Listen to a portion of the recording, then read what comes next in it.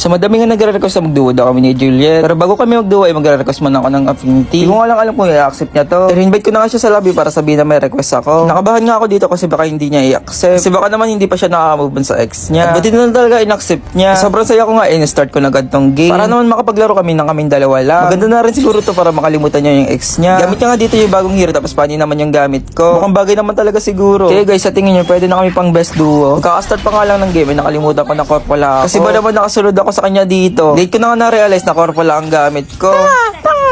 Tipi-tipi nga kami muna dito tapos babalik na ako sa jungle ko. Pag level 4 ko nga dito ay dumalaw agad ako sa kanya. Tamang abang nga lang ako sa bush para mapatay namin tong katapat niya. Nakakita nga ako sa kanya dito habang pinapanood siya. Kasi ba naman halata yung pagpapabait niya. Di niya na nga natiis at sinugod niya tong katapat niya. Inaantay ko nga lang tamang chebo para mapatay tong katapat niya. Sa tingin ko naman talaga pwede na kami pang best duo. Papansin ka boy. Nag-rotate na nga ako sa ibang lady dito para hindi niya sabihin na papansin ako sa kanya. Pero parang ganoon naman talaga. Pero hindi ko lang pinapahalata. Dito nga nagulat ako sa sinabi niya. Eh yung ex niya nanonood sa kanya. Eh kahit manood pa siya dyan wala na siyang magagawa. Ako sa kanya wag na siya manood kasi masasaktan lang siya sa panonood niya. Pero okay na rin siguro yun para makita niya yung mga galawan ko kay Pani. Ipapakitang gilas na nga ako dito para mapanood yung mga galawan ko. Kasi sigurado ako na hindi niya kakayanin to. Kasi ba naman Karina lang ang alam neto. Joke lang po. Ang masasabi ko lang sa kanya ay layuan niya na si Juliet. Kasi ba naman may bago na siyang kabe.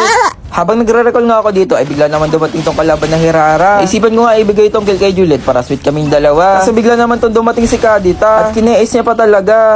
Tinulungan ko na nga si Juliet dito para mapatay namin tong Guinevere at para makapag-push na rin siya. At nagulat pa naman ako sa sinabi dito ni Juliet. Mas malakas pa daw sa'yo si Peyton. Pakigo. Wala naman talaga akong pakialam kung mas malakas pa siya sa akin kasi Karina lang naman ang alam niya. Kahit mag-1v1 pa kaming dalawa hindi niya mananalo sa akin. Kasi dito pa lang panalo na ako. Siguro na mamatay na sa inggit. Sabi ko naman sa'yo wag ka naman noon. Kasi masasaktan ka lang din kapag pinapanood mo kami. Nasabi ko nga dito na wag na siya manood. Kasi ba naman naaawan na ako sa kanya. Pati na rin sa bagong kaduo niya. Dapat sa mga ganyan na kinakalimutan na.